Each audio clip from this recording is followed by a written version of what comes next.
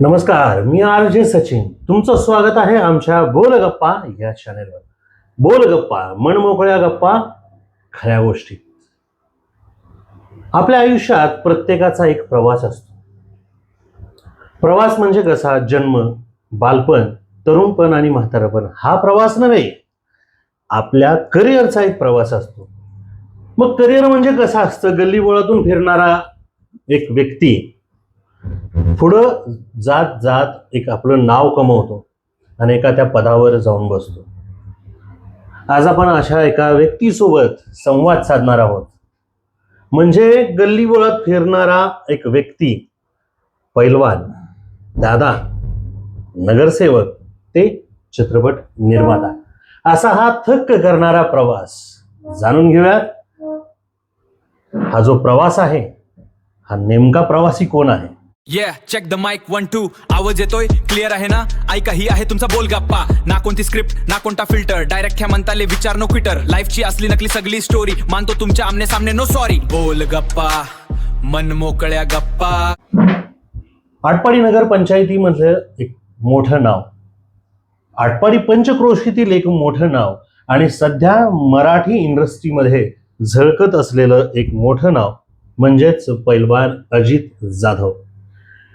दादा, काय वाटतं म्हणजे गल्लीबोळात फिरणारा अजित, पैलवान अजित, नगरसेवक अजित, त्यानं आता चित्रपट निर्माता अजित जाधव.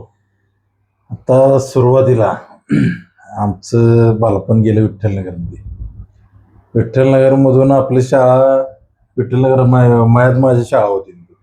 पहिली ते चौथी तिकडे शिकलो, बालवाडी ते चौथीनंतर भवानी हायस्कूल, भवानी हायस्कूलनंतर 11वी-12वी केबोडकर. मला बास्केटबॉल खेळायचा नाद होता. मग 11वी-12वी बास्केटबॉल प्लस आपलं वीर हनुमान कुस्ती केंद्रात पहिलवानकी पण करत होतो. मग त्याच्यानंतर पहिलवानकी 11वी-12वीला केली. कोल्हापूरला काही न्यू मोतीबाग तालमीत 1-1.5 वर्ष होतो.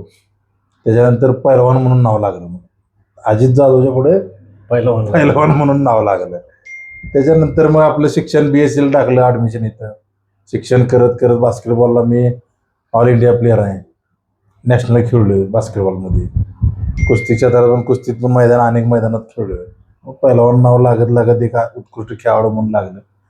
त्याच्यानंतर 7-8 वर्षापूर्वी ग्रामपंचायतला मी लढवायची इच्छा म्हणजे व्यक्त केली ती आईवडिलापुढं. आईवडील नको म्हणत होते त्यावेळी.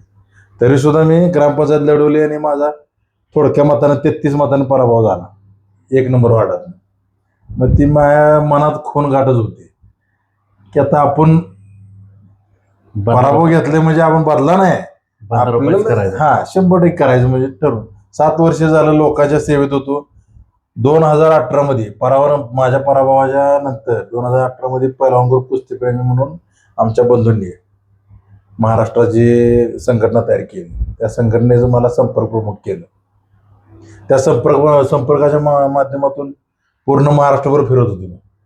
म्हणजे भावाबरोबर माझ्या फिरत फिरत सगळ्याची ओळखी झाली. हे मारुती भावाचा भाव आहे म्हणजे एक वेगळी छाप. पहिलवानकीत माझ्या भावाचं नाव म्हणजे महाराष्ट्रात टॉपचंच आहे. कारण पहिल्यापासून ते मोठे पहिलवान उपमहाट केसरी राहिलेले आहेत. ते लहानाचे मोठे कोल्हापूरात झाले, त्यांना आता स्थायिक पण कोल्हापूरला जाईल. त्यांच्यामुळे मला एक पहिलवानकी क्षेत्रामध्ये ओळख निर्माण झाली त्यांच्यामुळे. त्यानंतर 18ला आम्ही संघटना काढली. संपर्क प्रमुख मला दिलं महाराष्ट्राचं. त्या माध्यमातून आम्ही जेवढी होता तेवढी मदत केली लोकांना.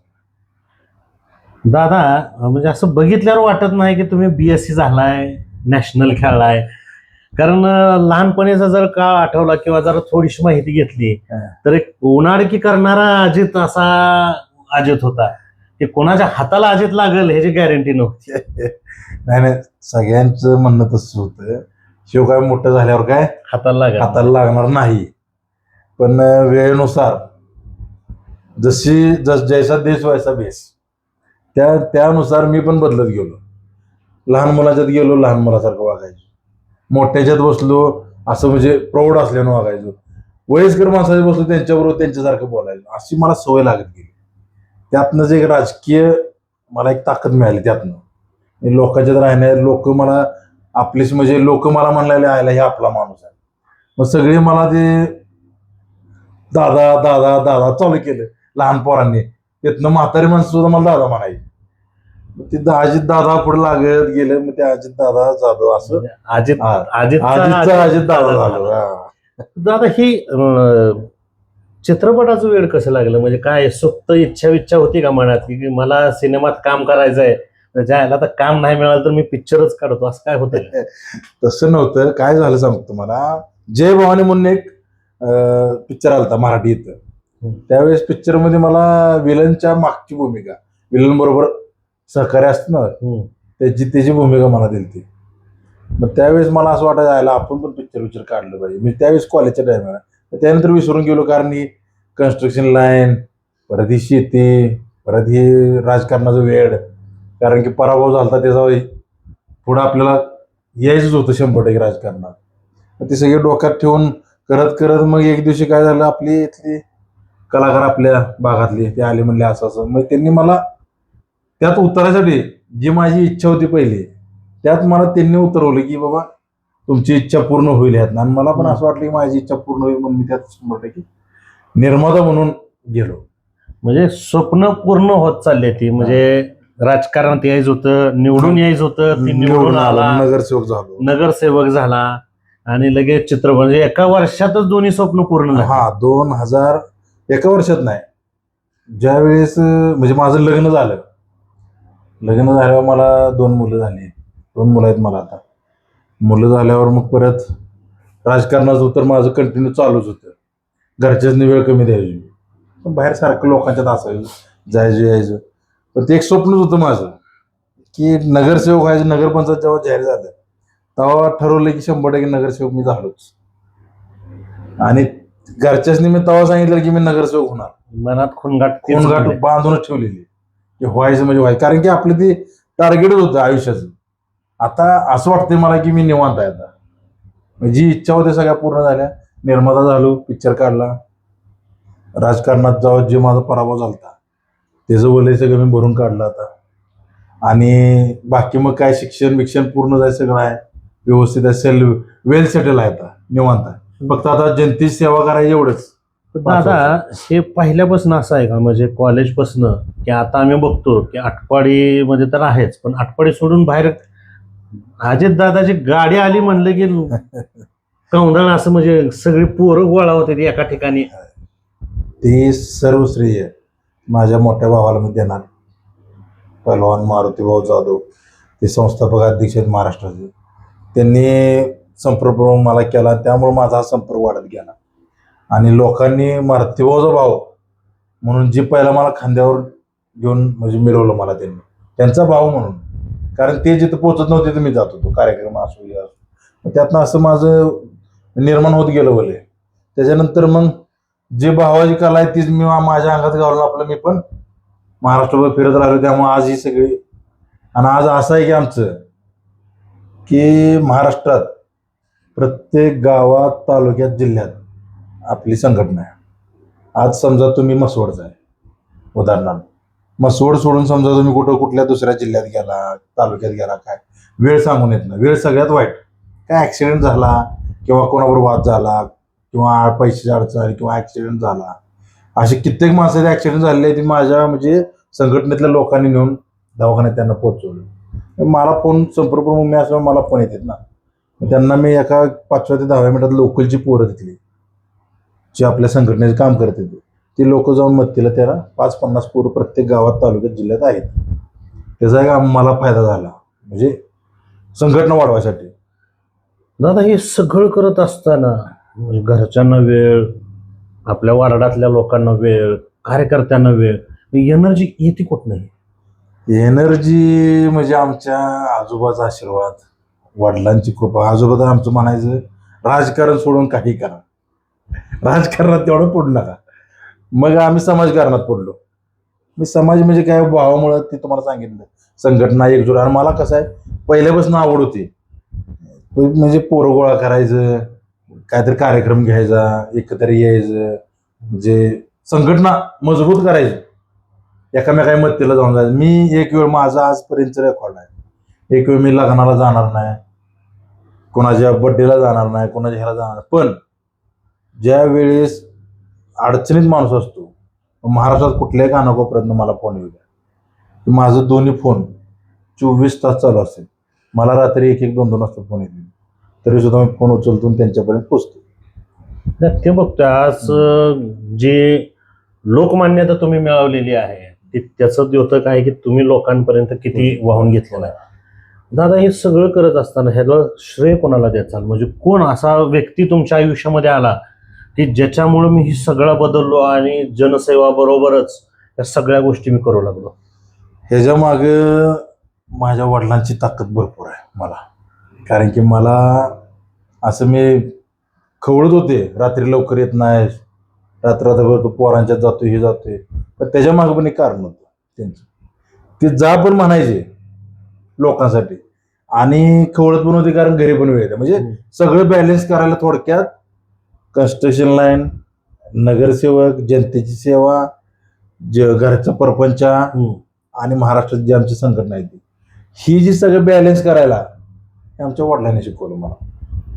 म्हणजे किती वेळ कोणाला द्यायचा, काय करायचं, वडिलांच्या मी मार्गदर्शनाखाली आमच्या शिकवलं. पण दादा, मी तुमच्या बरोबर बोलताना गोष्ट मला जाणवली, म्हणजे आजकाल आपण बघतो भाऊ भावाचा नसतो, परंतु तुम्ही प्रत्येक वेळी म्हणजे तुम्ही स्वतः एवढं कमवलंय, तुम्ही एवढे मोठं झालाय, तुम्ही स्वबळावर ह्या सगळ्या गोष्टी कमवल्यात, तरी तुमच्या प्रत्येक गोष्टीमध्ये तुमच्या भावांचा उल्लेख जास्त येतो. भाव म्हणजे ताकद आहे माझी. आज मी नगरसेवक झाले माहिती, सगळे भाव, सगळे चुलते. आता तुम्ही बघताय माझ्या विरोधात त्याला उभा राहायचं नव्हतं तरी सुद्धा तो उभा राहिला. माझा भाऊ, सगळ्यात चुलत भाऊ जाय सगळ्यात थोरला, तो काय लहानपणी त्यांनी वेगळी येते, पण बाकीची जी 6 चुलत आहेत म्हणजे वडिलाला धरून, ती सगळं आमचं कुटुंब एकत्र आहे. त्यांची मुलं ना आम्ही सगळे भाऊ. ह्या इलेक्शनला तिकडे पण भाऊच होता माझा, शिवसेनेकडनं, राष्ट्रवादीकडनं भाचा होता आमचा, आणि अजून एक जण होता. असं चौघं आम्ही उभा राहिलो एकामेकाच्या विरोधात इथं. पण एवढं असताना सगळ्या भावांनी आणि सगळ्या आमच्या वहिनी असलेल्या, सगळं आमचं चुलते असू द्या, सगळीजण, या सर्वांनी माझ्यापेक्षा जास्त ती पडली, म्हणून मी आज नगरसेवक आहे. ती जर माझ्यासोबत नसती तर मी आज नगरसेवक नसतो. कारण तुम्ही म्हणताय, तुम्हाला माहितीच आहे आता, घर एकत्र असलं तर काही करता येत. एक मुठा आहे सगळ्यात मोठी ताकद. आणि ह्या मुठीला घेऊन चालणार माणूस म्हणजे आमचे वडील. वडिलांमुळे माझ्या पाठीमागे ते राहिले, कारण की ते पण सखा चुलत भाऊच होता. त्याच्या मागे जाणं नाही म्हणजे वडिलांमुळे माझ्या जाणं नाही. कारण वडिलांनी माझ्या बाकी सगळ्या चुलत्यासनी यांना त्यांना सांभाळत अजून सुद्धा आम्हाला एक वेळ बघणार नाहीत, पण भावासनी बघणार. दादा, आज या फुला चित्रपटामुळं अगोदरच ह्या कुस्तीच्या संघटनेच्या माध्यमातून तुम्ही महाराष्ट्रात पोहोचला होता, पण फुलामुळं तुम्ही महाराष्ट्राच्या प्रत्येक गावागावामध्ये एक चित्रपट निर्माता म्हणून पोहोचला. आता नवीन काय संकल्पना डोक्यामध्ये आहे का, आणि ह्या चित्रपट निर्मिती क्षेत्रामध्ये आणखी पुढे जायचा विचार आहे का? आता 100% जाणारच आहेच. चित्रपट आता माझं निर्माता म्हणून कार्ड झालेलं आहे, त्यामुळे ते कार्डला 100% कार्ड एका ठिकाणी कुठेतरी कोपऱ्यात पाडणार नाही, याची जबाबदारी माझी आहे. आता एक पिक्चर काढलाय मी, आता दुसऱ्या पिक्चरची जी स्टोरी आहे, मी आता मला 7-8 जण डायरेक्टर येऊन भेटून गेले, त्याची स्टोरी तयार आहे, अशा आपण स्टोरी आहे, ही घेऊया ती घेऊया, असं माझी चर्चा चालूच आहे.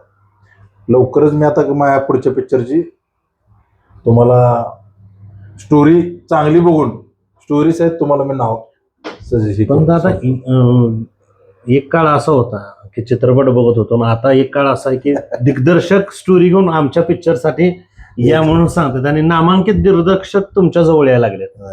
आता कसं आहे तुम्हाला सांगतो, दिग्दर्शक भरपूर आहेत, निर्माते कमी आहेत. निर्माता म्हणजे पैसे आलं म्हणजे तोटा आला, नफा तोटा आला, सगळेच पिक्चर चालते असं नाही, त्यामुळे निर्माते सगळे कमी होत आले. दिग्दर्शक भरपूर आहेत, भरपूर जणांच्या अशा स्टोरी आहेत की बाबा एका दिग्दर्शक स्टोरी कमीत कमी 10-20 स्टोरी आहेत, पण त्यांना निर्माता नसल्यामुळे ती स्टोरी तसंच पोट नाही. निर्माता का मिळत नाही, कारण की आता मी ह्या फुला चित्रपटात म्हणजे जरा हे बघितलं, लोकांनी आजकाल सवय लागली की बाबा मोबाईलवर डायरेक्ट बघायची, लिंक पाठवा. मी निर्माता असून मला फोन करायची माझे मित्रमंडळी, थिएटरमध्ये जाणार नाहीत, ते म्हणायचे मला लिंक पाठवा, लिंकवर पिक्चर बघतो. मग अशा निर्माता उद्धार येणार नाही. निर्माताची जेवढं म्हणजे निर्माता जी कमी झाली ती ह्या कारणामुळे झाली, आणि त्यात ते तुम्ही बघता टॉलिवूडचे पिक्चर जास्त ओढ तिकडे लागले लोकांची. मराठी चित्रपट काय बघत नाहीत. बॉलिवूडची अवस्था वाईट आहे आता. तुम्ही बघताय कोण आहे बॉलिवूडमध्ये आता पिक्चर दिसतील का तुम्हाला? जी सलमान खान ही दिसायची कोण दिसत आहेत? बॉलिवूड तर कोण दिसत आणि मराठी पिक्चर कधी दिसायचं असं झालं. पण फुला चित्रपटामुळं एक आटपाडीतले कलाकारांची टीम आणि आटपाडीत मधला निर्माता हा मराठी इंडस्ट्रीमध्ये चमकला, हे मात्र खरं. 100% चमकला. नाव झालं आपल्या कलाकारांनी. मला तर वाटतं आता प्रेरणा मिळाली आणि त्यांना मला वाटतं ऑडिशनला ह्याला स्वतःहून फोन करून बोलवून घ्यायला लागले. कारण की पहिला ह्यांना काय करायला लागायचं तिथल्या कलाकारांनी की डायरेक्ट त्यांना ऑडिशन द्यायला म्हणजे कुठं आहे का सर्च करावं लागला. आता त्यांची कला बघून त्यांना ऑडिशनला स्वतः बोलवून घ्यायला लागले. दिग्दर्शक म्हणा, निर्माते म्हणा, बाकीचे. दादा ह्या शेवटच्या टप्प्यात माझा एक महत्वाचा प्रश्न आहे की आज बघतो आता युवा पिढी जी आहे ती भरकटलेली आहे. म्हणजे वास्तविक तुमचं एक जिवंत उदाहरण आहे की निर्व्यसनी व्यक्ती कसा असतो 100%. आणि निर्व्यसनी व्यक्ती किती मोठं साम्राज्य उभा करू शकतो. आजची जी पिढी आपण युवा पिढी बघतोय ती कुठेतरी भरकटलेली दिसते, व्यसनाकडे चाललेली दिसते. पण अशा पिढीला एक दादा, अजित दादा, जो सगळ्यांना आपलासा दादा आवडतो म्हणजे अजित दादा, एक अजित दादा म्हणून तुम्ही आमच्या माध्यमातून काय सांगता? आता तुमच्या माध्यमातून मी काय राजकीय बोलत नाही. सगळ्यात पहिल्यांदा मला जे राजकीय नेता आहेत त्यांच्यापाशी जी मुलं आहेत ते कुठल्या त्यांना आपण काय देतोय, म्हणजे काय शिकवतोय, काय नाही ह्याच्यावर सगळ्यात जास्त डिपेंड आहे. आपण त्यांना जर समजा गुन्हेगारी क्षेत्रात जर घालवायला लागलो तर गुन्हेगारीच होणार आहे. आणि राहिला ही व्यसन जे आहे का नाही, गुन्हेगारी क्षेत्रात काय झाले, गुन्हा करायचं म्हणलंय की व्यसन केल्याशिवाय त्यांना गुन्हा होत नाही, ताकद नाही. म्हणजे त्यांच्या डोक्यात ती फिट झालेली आहे लोकांच्या आता. आणि बारकी बारकी पोरं ती काय बघते ती सगळं ते गुन्हेगारीच सगळं. कुठलंही सुटलं गुन्हेगारी, ह्यो असा ह्यो तसा, ह्यो माझा नेता माझ्या पाठीमाग आहे, त्यो आहे, काय काय व्हायचं ते होऊन दे बघतो मी, हे अशातच सगळं. आणि त्यात ते काय झालं, ते पोरं जे एकत्र संघटित व्हायला लागलेत. मग एकाला नशा असली गेली की दुसरं. आता माझ्या संघ मी माझं पण लपवलं, माझ्या संघ माझे पण मित्र म्हणजे भरपूर आहेत, व्यसन करते हे करते, माझ्या समोर कधी करत नाही आणि माझ्या जवळ कधी करत नाही. कारण त्यांना माहित आहे मी 100% कान धरतो त्यांचं टोचते. आणि मी आता जी लहान, तुम्ही प्रश्न एक नंबर केलाय. आत्ताची जी लहान मुलं आहेत आता 10वी पास झालेली. आता परवा दिवशी तुम्ही बघितलं असेल काय मला माहित नाही, 10वीच्या मुलाचं माझ्या प्रभागातली जेवढी मुलं मुली आहेत त्यांचा सत्कार घेतला. त्यांना मी सांगितलं तुम्ही पोलीस भरती व्हा, MPSC UPSC व्हा, ह्याच्यात जास्त लक्ष घाला. तुम्ही व्यसन, तुमची संगत कशी आहे त्याच्यावर सगळ्यात मोठा खेळ आहे. तुम्ही व्यसनवाल्या संघ बसला व्यसन होणार, अभ्यासवाल्या संगत बसला अभ्यासच. तुम्ही उच्च लेवलला बसा, हिथं पण बसा, पण त्यांच्याकडनं काय घ्यायचं, चांगलं घ्यायचं का वाईट घ्यायचं तुमच्याकडं. आणि कसं आहे सगळी बोट समान नाहीत.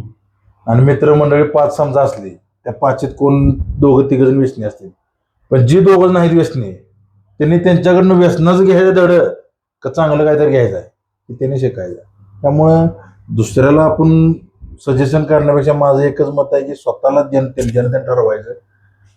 प्रत्येक ठिकाणी बसा, तुम्ही खाली पण बसा, मध्ये पण बसा, वर पण बसा, पण त्यांच्याकडनं चांगलं घ्यायचं का वाईट घ्यायची तुमचं तुम्ही ठरवायचं. नक्कीच मित्रांनो, हे होते पैलवान अजित जाधव. एवढ्या उंचीपर्यंत पोहोचूनही आपला पाय जमिनीवर ठेवून राहणारा हा व्यक्ती या ठिकाणी कधीही जेवढ्या वेळा आमच्या संपर्कात अजितदादा आले तेवढ्या वेळा ना कुठल्या बडेजावीचा लवलेश आहे, ना कुठल्या मोठेपणाचा थाट आहे. जसं असेल तसं राहणारं व्यक्तिमत्व म्हणजे पैलवान अजित जाधव. नक्कीच दादा, तुमची ही स्टोरी आमच्या प्रेक्षकांपर्यंत पोहोचेल. एक वेगळी लाईफ स्टोरी आणि बऱ्याचशा गोष्टी आहेत की जेवढ्या वेळा आम्ही तुमचे न्यूज चॅनलच्या माध्यमातून इंटरव्ह्यू घेत होतो, बोलत होतो, त्यावेळेस ह्या गोष्टी आमच्या समोर कधी येत नव्हत्या की तुमच्या आयुष्यात असलेलं वडिलांचं महत्व, भावांचा पाठीमाग असलेला हात, या निमित्तानं आज या गोष्टी आपल्या समोर आलेत. उद्याच्या येणाऱ्या भविष्यासाठी आमच्याकडून खूप खूप शुभेच्छा. आटपाडीचं नाव असंच मोठं व्हावं हेच सदेशा. धन्यवाद.